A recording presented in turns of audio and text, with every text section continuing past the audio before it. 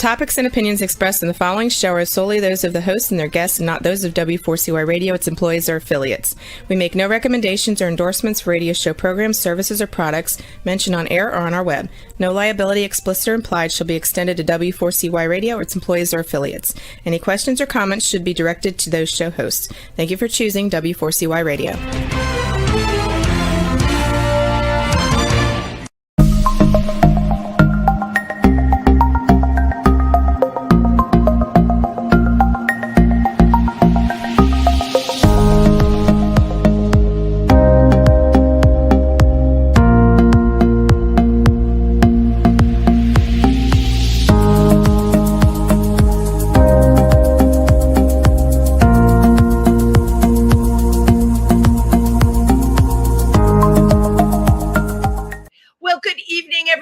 And welcome to Triversity Talk. I'm your host, Wendy Stewart, but you know that already because you watch the show every week. But it's always great to be here because for me, it certainly gives a sense of community knowing that you're all out there. As many of you know, Triversity is located in Milford, Pennsylvania. We have a wonderful center there, but I come to you every Wednesday night from New York City, where I have to spend some time as well. So this week at Triversity on the 18th, that's tomorrow night. My God, time flies when you're having fun. Tomorrow night on the 18th, we will have schmoozing with Triversity. That's going to be at our center, and that is headed up by one of our board members and an amazing friend of mine, Timothy Moreland. It's a great place for you to come and just air whatever is on your mind. And I am sure a lot of you have a lot on your mind these days. I know that I do. And towards the end of the month, Sunday, I think it's September 28th, Triversity will have a table at the Port Jervis Fall Festival. It's a Sunday. It's the 28th, I believe. But you can check everything that I'm telling you, of course, on our Facebook site, or you can go on our website as well. But please stop by our table at the Fall Festival. I'll be there for a couple of hours. It always gives me a really great chance to meet people in person, which I love to do because I'm a people person. So tonight's guest is an amazing photographer and happens to be a really dear friend of mine. He's also an incredible activist, just works tirelessly for the LGBTQ community. I'd be here all night if I had to tell you all the things that he's done. And then as an artist, just amazing photography, a fine arts photographer, a fashion photographer. My really beautiful pictures that everyone says, oh, who shot those? Well, it's the upcoming person. And I just want to tell you a little bit more why he's here tonight. Well, he's here tonight because I absolutely adore him, but he's also here because he produced a film called Miss Simone and the Queens of Stonewall. And we just happened to screen that film at the LGBTQ Film Festival in Jersey City a couple of weeks ago, curated, of course, by our own Jed Ryan and Clover Welsh. Wonderful selection of films that night. What made this film so special for me, and I consider it a very important film and a commentary on making yourself survive in using your creativity, no matter how adverse the times are. So I think in many ways, it's a very timely film. I have a little introduction I wrote up here I'd like to share with you. Our award-winning photographer and videographer, Steven Love Menendez, has used both his imagery and activism to focus worldwide media attention on the LGBTQIA community. In the film, The Queens of Stonewall, it's a chronicle of the life of Miss Simone, as well as her LGBTQIA community members in New York City who have survived decades of adversity, enduring both AIDS, transphobia, the pandemic, and how they've used their self-expression through drag, dance, and performance to live their authentic lives. Please welcome Steven Love Menendez. Thank you, Wendy. So good to see you. Oh my God, it's so good to see you. And you're coming in loud and clear, which I really like. But I would expect that from you, Steven. Your lighting's beautiful, your background's beautiful. You know how to do all this stuff, right? Yeah. Well, thank you so much. You're so busy all the time. I'm one of your many followers on Facebook. Besides what you do in the community, you shoot amazing photographs. You followed Joey Arias, your nude series. I don't know half the models that you've worked with. They're familiar, of course, but what you do to the male form is amazing. I've been to many of your shows, and thank you for the love, the kindness, and the beauty that you bring into the world. Thank you so much, Wendy. Same to you. Yes. Well, you know what? We all try and do our bit. But when we screened your film at the LGBTQ Film Festival as part of Jersey City Pride, I think what spoke to me about your film in a very unique way, I looked at the people on that screen that they have fought the good fight. And they are the largest group right now being attacked. And yet, what came through in the film, no matter what, they were going to continue to put their authentic selves out there, celebrate their creativity, and celebrate their community. How did you get involved doing this film? Well, the way it happened was I became a volunteer at the Stonewall National Monument. And I started that during its inception in it was 2016 is when it became a monument, but 2017 was the first Pride. And for that Pride Month, I proposed doing a flag installation around the park of 250 rainbow flags to kind of celebrate the space decorate the space. Absolutely. As being what it is, and through spending all that time there, I started meeting this community of people that hung out on the park on a regular basis. And then I became friends with Simone, who was basically the star of the film. And during the pandemic, towards the end, when people were comfortable being outside and in public, but still interior spaces were closed in the park, it became this kind of scene of people hanging out and celebrating. And historically, Simone had a past where she used to perform on the Christopher Street piers with a boombox that she would push out in a shopping cart. And someone brought a amplified speaker into the park. And then people started dancing and having fun. And then she decided to do some lip sync numbers. And then all of a sudden, she started doing shows in the park. And so I don't want to get ahead of myself and tell you too much more, but basically that's how, I started a friendship with her, and they became part of my community in that park. And then when COVID ended, they wanted to continue doing the shows. I don't know. Should I keep going with the story or? Yeah, no, totally keep going with the story, because this is a story, our podcast is nationwide.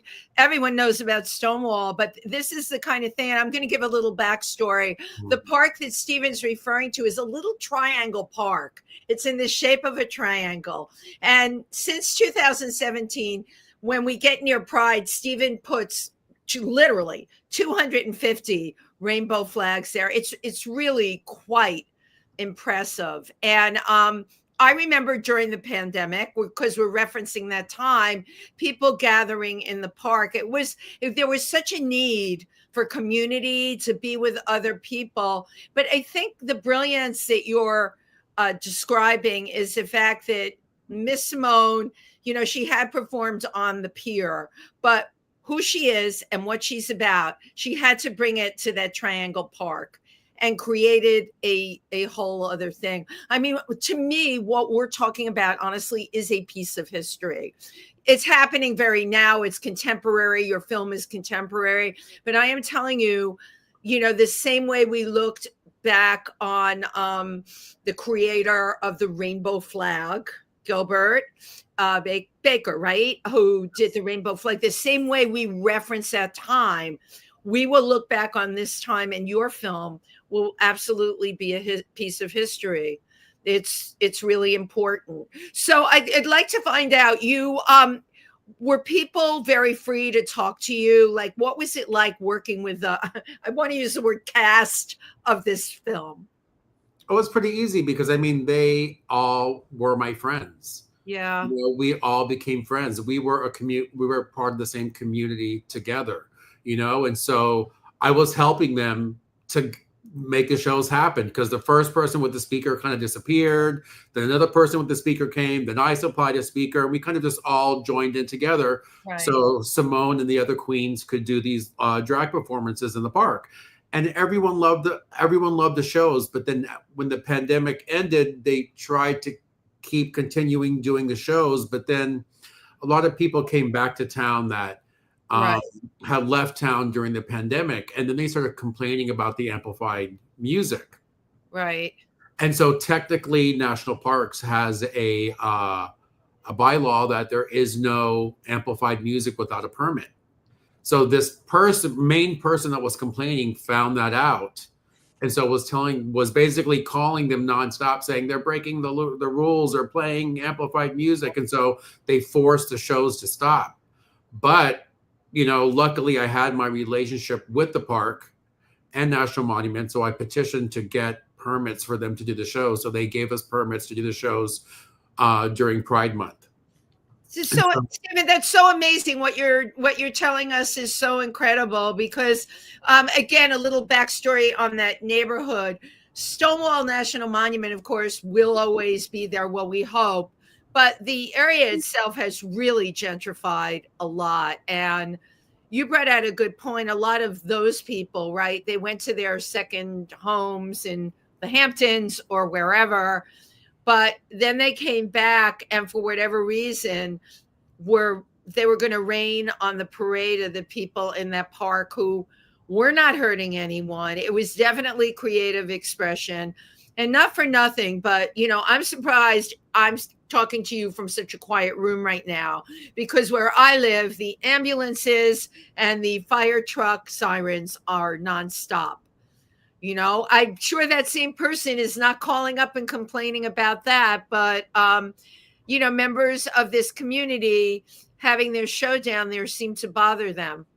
Yeah. And, you know, I think it was a small handful of people. They were just relentless with their complaints. Right. Because once I started getting permits from the police department, they're like, we have the same people calling over and over again, complaining about everything. That's all they want to do is just complain, you know? And so it's a pity because so many people really enjoyed the shows. And the shows only happened when the park was open. The park closed before sundown. So it was never late at night. The shows were like about an hour and a half. It was in the daytime. It was on the weekend. And it was once a week. It wasn't like it was every single day. It was just ridiculous because you've got the Stonewall Bar on one side. Yeah. They're on the other. The duplex on the corner. A subway entrance on the street. 4 streets converging with traffic and noise, and like for them to complain about that, it just felt like harassment. And then on top of it, it's just so symbolic because I feel that, you know, Simone is kind of carrying a torch of Marsha P. Johnson and all the queens that came before her, you know, and this park has always represented a safe space for the community to go to, because a lot of these people are coming in town from areas and boroughs where they can't express themselves freely, dress the way they want, be accepted on the street. And coming to this park, they're accepted, they're celebrated, and they have community. So for me, it was so important to make sure that those shows were not erased. They were trying to erase them out of the park. And it's like, this is like the ground zero of the LGBTQ movement worldwide. Well, it is worldwide. And once it became the National Monument in 2017, I don't have to tell you, tourists always came there, but now they come in droves from all over the world. This is like the Empire State Building. This is huge. And because you made this film, you're right. You don't want history erased. And now more than ever, there is a huge risk. I mean, come on, we're seeing it every day. We're seeing lies being perpetuated and being told that this didn't happen or that didn't happen. Well, of course it did. When you make a film, it freezes history. No one can deny that. Absolutely no one can deny that. Yes. And then and that's basically what happened was I felt passionately like this needs to be, we need to make a documentary about this. Yeah. I want this moment to be remembered in time, hopefully it continues on, but I just felt it was so important. And so I just started asking people around, networking, meeting people in the park. If I ever heard somebody was a filmmaker, I was like, hey, I've had this idea. And then I finally ran into someone who wanted to move forward and do it. That was Gene Sunderland, right? Yes. Right. And what appealed to Gene about what you were saying? Because you did ask a number of people. Well, Gene is part of the community. I performed with Gene in the past, and I just think it's a subject matter that was very passionate to them. And so did Gene. And wanting to cover that.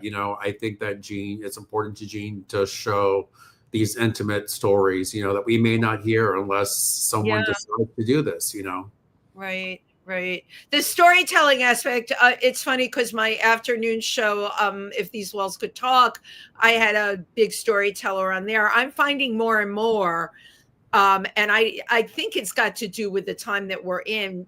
Storytelling is becoming the huge thing, right? Because media often distorts things. There's so much information out there. We don't know what's real. We don't know what to believe anymore. But if you have like the perception of a person and the truth of a human being that you trust telling you a story, then it's got credibility and it's getting passed on. And the irony of this to me is, this is what, first Americans did for hundreds of years. This is what tribal people in Africa do. Storytelling is a huge intrinsic part of their cultures. But now more and more, I think in our culture, we are definitely getting more involved in that. Mm-hmm. So you, Steven Love Menendez, I always love the middle name. You have a huge heart. You're such a figure in the community. Every big event we have, you're there, including the Easter parade. Mm-hmm. And you're always embellished to the nines. You make such a statement and you make people feel good. How did you get involved just using yourself as such a positive element?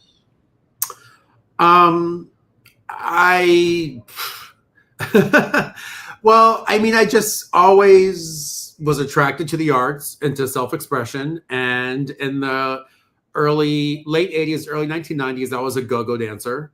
And that's where the name Steven Love comes from. Love it. It's my so stage name. And we dressed up in fun costumes and we were there to make everybody happy and get the party going and to excite the party. And so I found that the idea of some kind of public exhibition, whether it's dance, acting, art, to me, I find that very fulfilling to be able to create something that's, available to a lot of people and people that you may not even know right. may get exposed to it, And then I got involved in activism after moving to New York. And then I was involved with the Radical Fairies. And then I was involved with with Occupy Wall Street. And I started carrying a rainbow flag that said peace. And then all of a sudden, as soon as I started carrying that flag, it was constantly being photographed. People were just attracted to that flag. Yeah. And so for me, it became so important to bring, in all protests, there's so many mixtures of things going on, the emotional points that people are at. So some people are frustrated, some people are angry, but I'm very attached to the idea of peaceful protest, nonviolent peaceful protest. Yeah. So it became very important to me to have that rainbow flag saying peace. And actually the rainbow flag that says peace originates from from a peace march in Italy, protesting protesting the Vietnam War. So it's no idea. Wow. That has it has a long history behind it. So when I was first carrying it, I was having anti-Vietnam War protesters that were still around that were joining in Occupy walking up to me telling me thank you for carrying that flag. but I didn't, at that moment of time, I didn't know that part of the history. But then I was also having LGBTQ people come up to me saying, thank you for carrying that flag. And then organizers of the marches were like, get in front with the flag, lead the march, lead the march. Yeah. And so I discovered like the power of the flag. And I love that across these different areas of the LGBTQ and anti-war, combined together. It's everything that you believe in. Yeah. And so, and that's kind of what led me to just want to create the flag displays at the park. And I used to have peace and love flags in the park, but now they won't even let me put those. I can only put the original rainbow flag. But outside of that, and as far as the visual stimuli for myself, like I got involved in performance art shows here in New York. I got involved in the Mermaid Parade and all those things. I just do it all.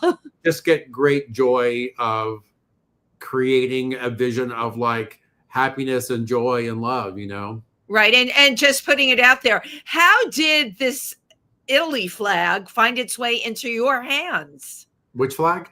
The flag you said was from Italy, didn't you? Oh, so the Italian one is peace in Italian, PACE. Got it. Right. So the piece, the one that says peace, is just the Americanized version of it. And when Occupy got shut down at some point, I had ordered one online and brought it to. That's so funny. There was a moment when they had shut down the park and kicked everyone out, but then we got access to come back to the park like 2 days later. So it was like starting like at 7 p.m. one night, and I showed up with the flag. And I was holding it up, and there was a police officer in front of me, and the picture got taken and it showed up in the New York Times. Oh yeah, I remember the picture, but I've seen you in the paper so many times. So I mean, for me, I think that for me, peace and love are the ultimate signs of protest, are the ultimate ways to protest. I think they're really the only solutions until we find peace and love. Like we're never going to have peace. Well, that's what Gandhi believed in also. And, I have to say your posts and social media certainly reflect that. I got very angry when you put those flags up and someone took them away and destroyed some of them. You remember that was 2 years ago? Yeah. Over the past. They were vandalized. Post-COVID. Unfortunately, we've experienced so much division in our political arena, and there's just been so much villainizing of groups of people and hate towards entire communities of people. And so the first couple of years with those flag installations, we did not really have vandalization. No. In the past 3 years, the flags have been vandalized, And so luckily there's cameras on the street, and they've actually were able to catch the people that committed the crimes. And were they local people that did it, or were they drunk, or was it a busload shipped in here from somewhere else? I don't know what the background and history is of the people that committed the acts, but I do know year before last that one of them came from Chicago, one came from Boston, and then one was from Queens or the Bronx or somewhere. Only one of the three was local. So I had no idea how they found the other people, but I guess there's some kind of facial recognition kind of situation. Amazing. That's amazing. But I have to say, I still admired your attitude, because I was really pissed that happened. And you have such a forgiving heart, which is you and I are similar in many ways, except you have a much bigger forgiving heart than I do. I need to borrow some of your heart.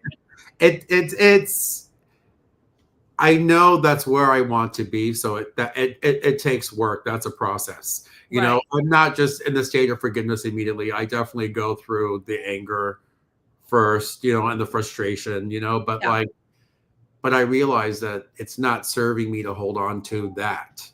I want to I want to use it to fuel my fire to take more actions, and not get frustrated, not lose hope, and not just live in a state of anger, because I just feel.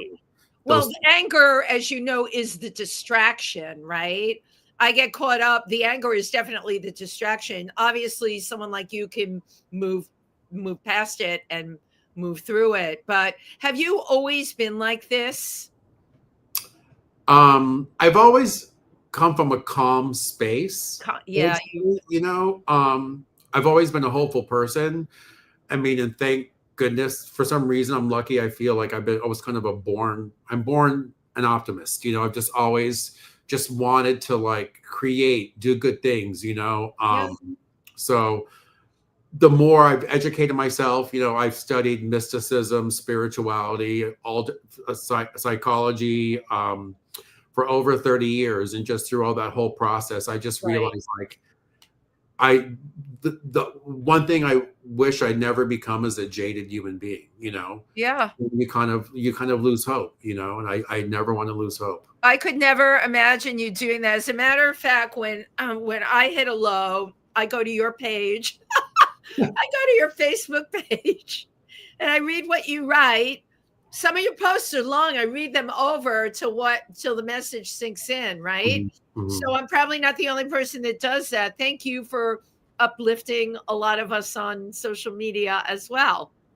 Yeah, it's my pleasure. And those things are basically like it's basically almost like journaling, because yeah, as I'm going through a difficult time, I try to figure out what is the medicine that I can use to, realign myself, let go, move on, have hope, and try to share that journey with other people. Well, you're very successful at it. I would like to show the film clip now from Miss Simone, the Queens of Stonewall. Thank you, Juan. Take it away.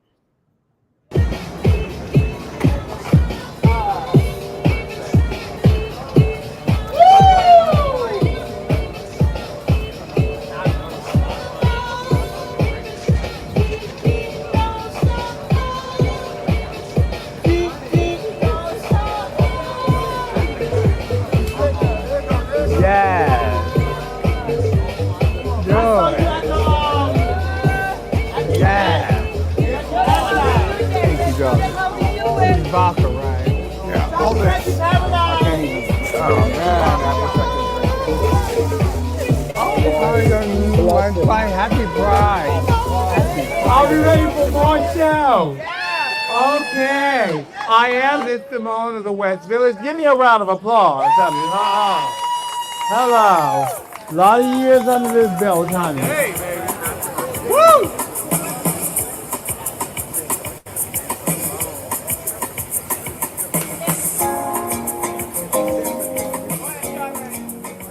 I used to get all teary-eyed when I talked about all of this, but now I've done so much and been through so much in my life, it doesn't really bother me like it used to. I used to feel bad because I didn't come from much of a background, my family, where I was born, a lot of stuff I was embarrassed about, people looking at me, wondering like, how did she get here and stuff like that. I was ashamed. It was a lot of stuff that I just couldn't explain to anyone because I didn't understand it. So all I knew to do was just take what I had and ran with it, I was born in a very, very small one-horse town with nothing in it in the Deep South. I was born in the horrible state called Mississippi. My parents had 9 kids. Okay, 9 kids. As far as I was concerned, I never lived as a boy because I never been one. Art was my escape to draw and sketch things. And by my grandmother being a seamstress, that made me want to sew because I used to sit and watch her all the time. I think about like 13 or 14 years old.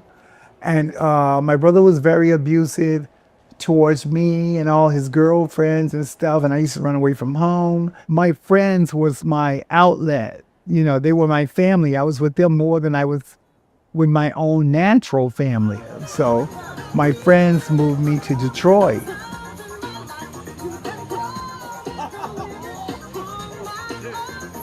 When I first dressed up, this was, oh my God, this is so far back. Oh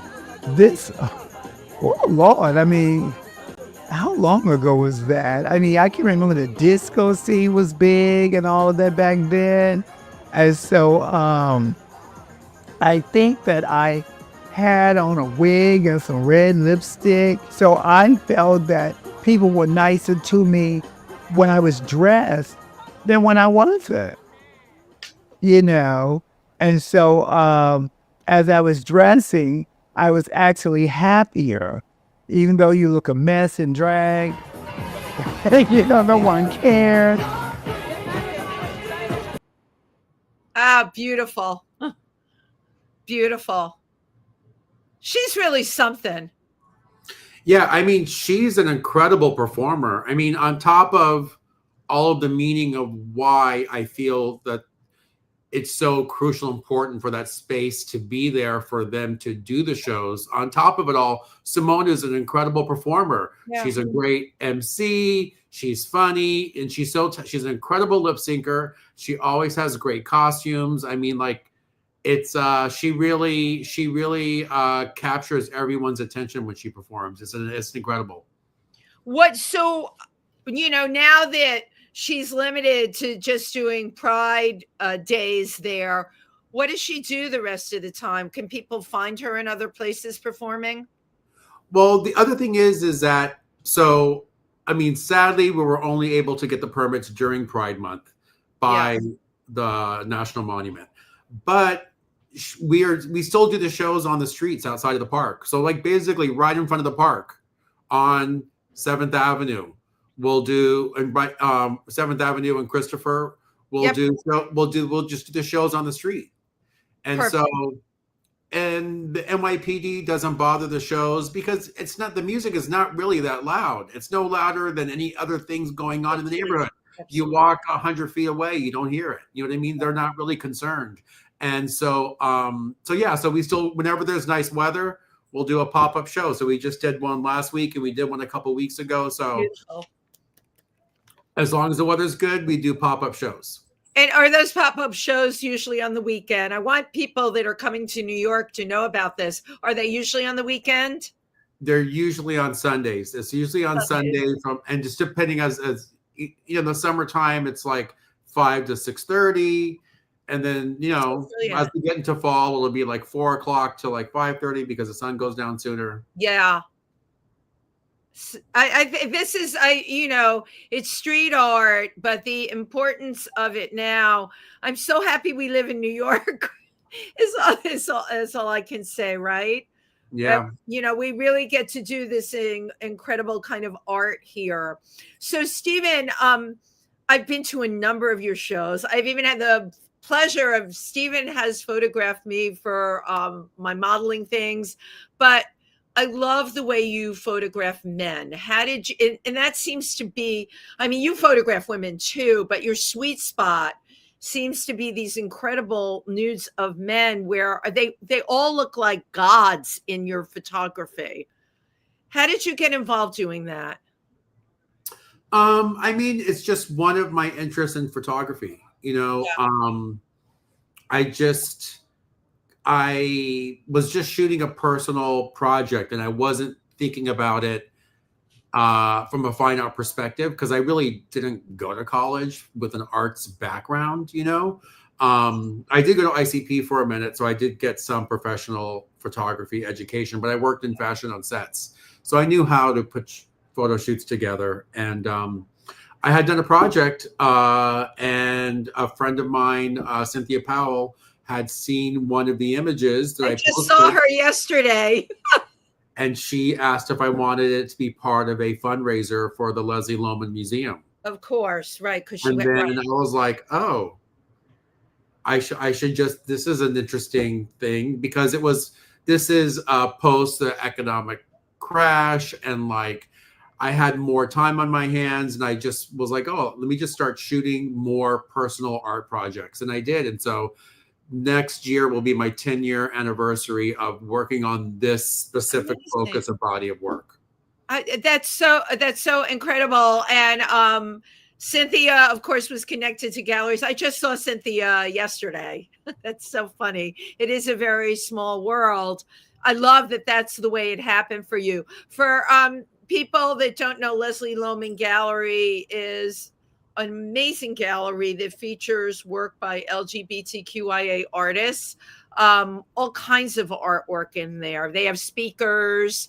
They have they've had shows in there. I love that museum. I'm on their list, and I always sign up. You can sign up on Eventbrite to go to any of their events, which is so cool. Yeah, it was founded by Charles Leslie and Fritz Lohman in 1969. It was the first gay gallery in New York City.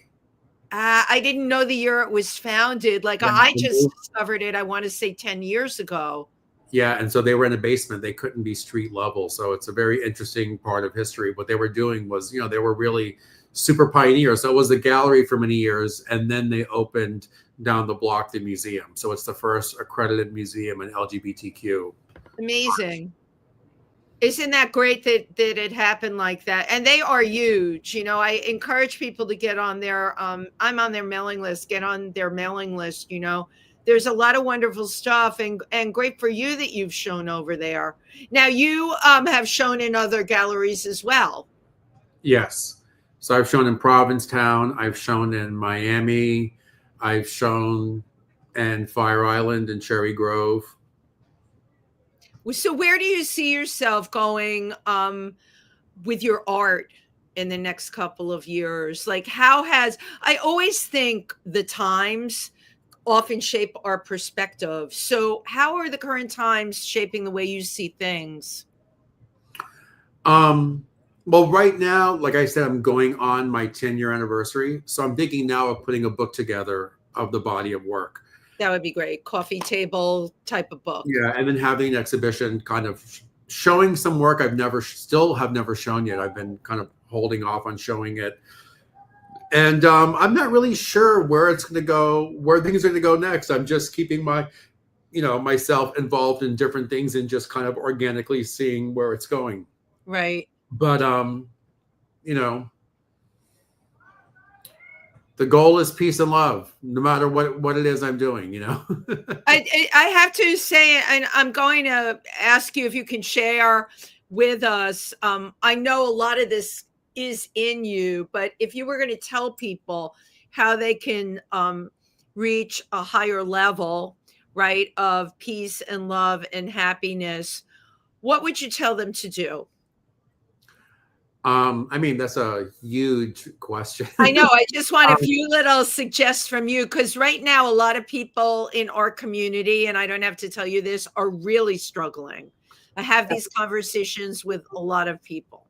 I mean, I think one of the simplest things you could do is just find some kind of audio meditation that you could listen to. Yeah. It would just be a simple 5-minute meditation, and try to make that the first thing that you do in the morning to set the tone of your day. Because I think how you begin your day changes everything. And I can definitely see the difference when I'm doing it on a regular basis, and when I kind of like fall off the track and feel like I get so busy I just have to jump up and run, or I'm like going online before I'm doing 5 minutes of just, some breath work. I try to go outside and just, and just breathe and spend time in nature. I mean, I noticed that you do that you break up your time. The shoot you did with Joey Arias was upstate, wasn't it? One of those shoots. Joey was in the forest or farmland.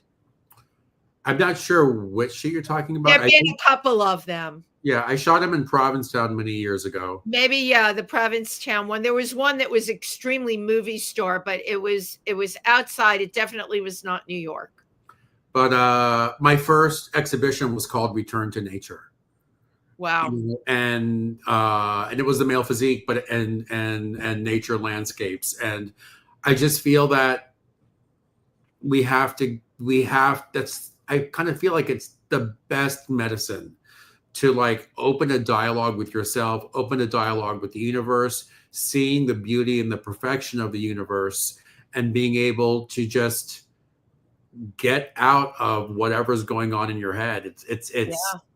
Every greatest poet, every greatest writer, every great painter, all of them go back to the same thing. It's nature, being in nature. So every week I try to at least go once a week out out into nature where I'm really away from the city. And then I have a thing for getting in natural bodies of water. I polar bear plunge all year long. And Well, that was on my list of questions, was the polar bear plunge, and you brought it up. So I'm going to ask, tell me what you feel when you do that. I think it's an exhilaration. I kind of feel like it's the closest thing to the feeling of like rebirth, you know, or kind of like sticking your finger in an electrical socket. It's like a shock to the. It's a shock to your circulatory system, you know. Right. So like, I think that the cold water shocking your body, shocking you, kind of like re-energizes you. But I also think natural bodies of water kind of cleanse away, like if you're carrying muck around, like bad energy, like, you know, if you've been absorbing too much negative stuff, the water just cleans it away. I mean, since ancient times, if you go into the temple, you go into the bath before you're allowed to enter the temple. I mean, there's a certain symbology behind doing all of that. Yeah.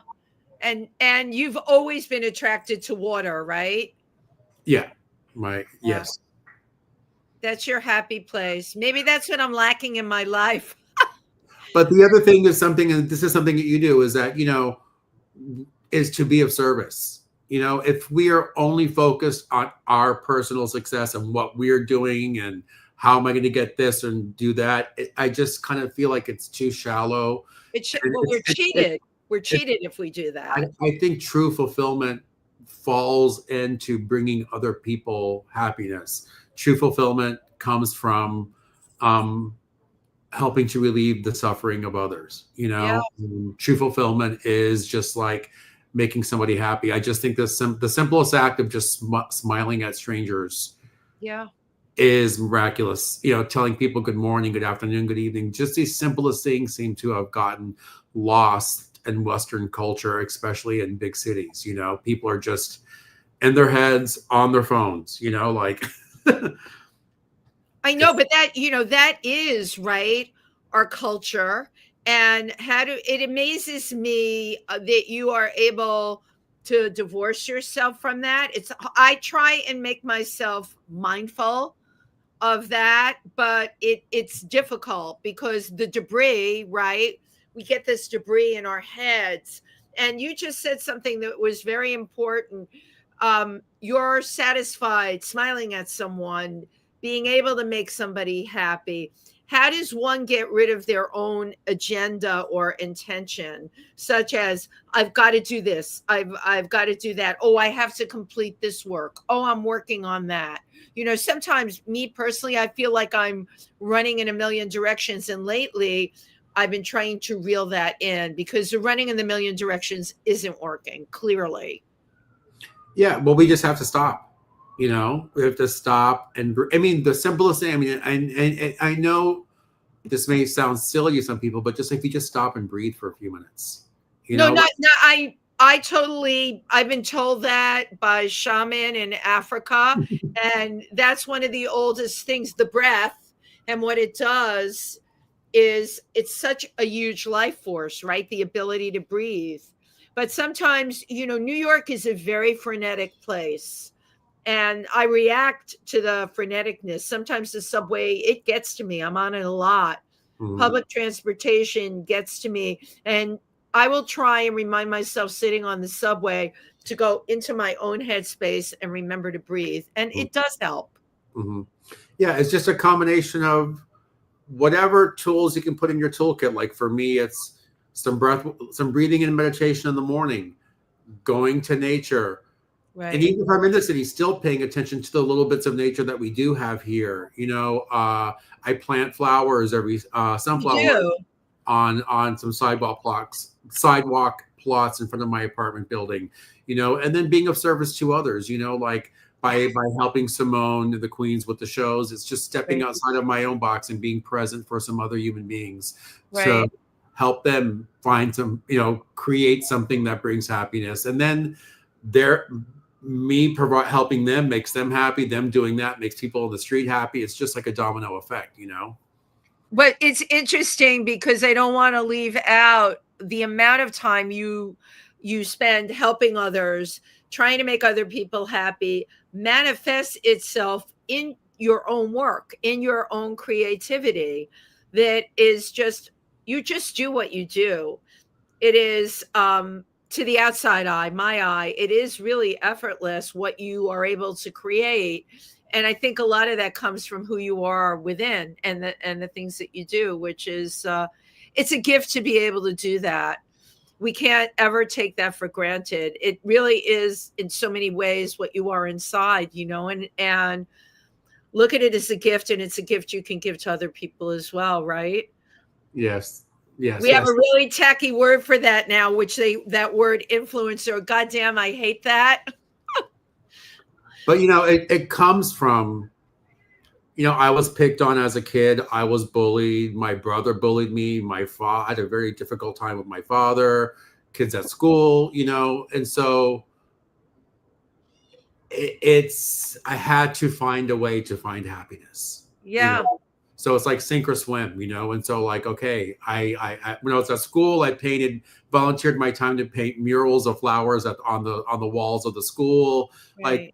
like, just getting into whatever I could to try to do things that both brought me happiness and peace, but also things I could do that could bring others happiness and peace, Absolutely. I do find a parallel between what you're telling me and the resilience of Miss Simone.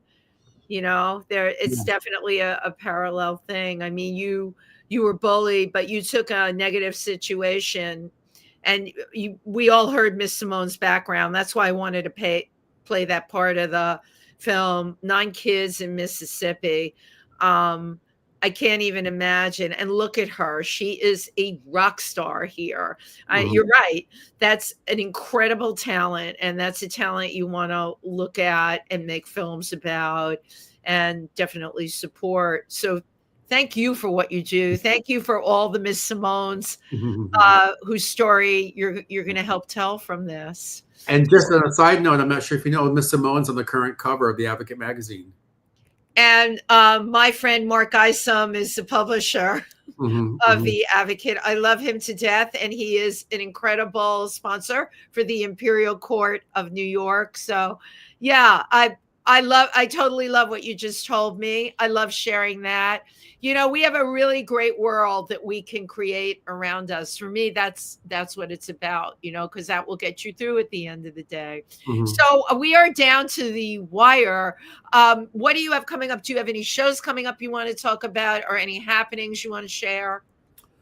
Well, right this moment, I'm really focusing on what I'm going to do for next year for my 10-year anniversary of this body of work. We're going to be screening the film in Milford in October. Yes, you will. And that brings me to, I want to share that with everyone. Triversity will be having the Sunday of the Black Bear Film Festival, which I believe that's the 19th. But again, it'll be on our Facebook page and on our website. And I will, of course, get it out. I'm like the town crier. We are going to be screening Steven's film. Very excited about it. I'm also working on, if you do want to come to Milford, doing a Q&A with you. Oh yeah, of course. Now, if you can come, we are from New York City. We are 1 hour and 40 minutes. I've timed it, but yeah, I'm excited that we're going to be showing that film. It's great. Thank you so much. Yeah, well, thank you for every single thing that you do in the community. So yeah, we've got that coming up, and I know you've got the book on the table. For you to do a coffee table book, why do they call them that? I guess because they're so big and they sit on coffee tables. I'm looking at, I've got a bunch of them here. I just stack them and they're not on a coffee table, but that would really be, that's like the next thing, right? Yes, I want to, and I want to incorporate some dialogue with it, because the work I'm doing, it's not just a visually pleasing image. Right. I am storytelling through the photographs. I'm very connected to the way that artwork was represented during the Renaissance, where there was a story behind the picture. Absolutely. You were to learn about values and mythologies, and yeah. I love that you believe that it's relevant to tell the story behind the picture, because so often the person looking at the picture is left to figure it out. I'm one of the people that goes home and Googles, because I need to know the story behind the picture. Your film, I needed to know the story behind that. I love that you will tell the story behind your photographs. That's a complete communication, you know, and it leaves the observer with something. Steven, Yay. you have been an amazing guest, and I did warn you that I didn't. I love to take this hokey picture of people on the live stream. So, cheese. Jeez. Now I get to take your picture. Well, I've actually taken your picture before, but not on a stream before. Thank you so much for everything that you shared with us today. And I'm sure I will be seeing you in the hood, as we say, or at an event, or seeing you around. Thank you, everybody who tuned in. Please come to the Black Bear Film Festival and go to our Sunday at the Triversity Center. We're right on the main street in Milford. We'll be showing Steven's wonderful film, Miss Simone and the Queens of Stonewall, as well as we have a whole block of films. And really looking forward to that. Thank you, Steven. Thank you, Wendy. Thank you. Good night, everybody.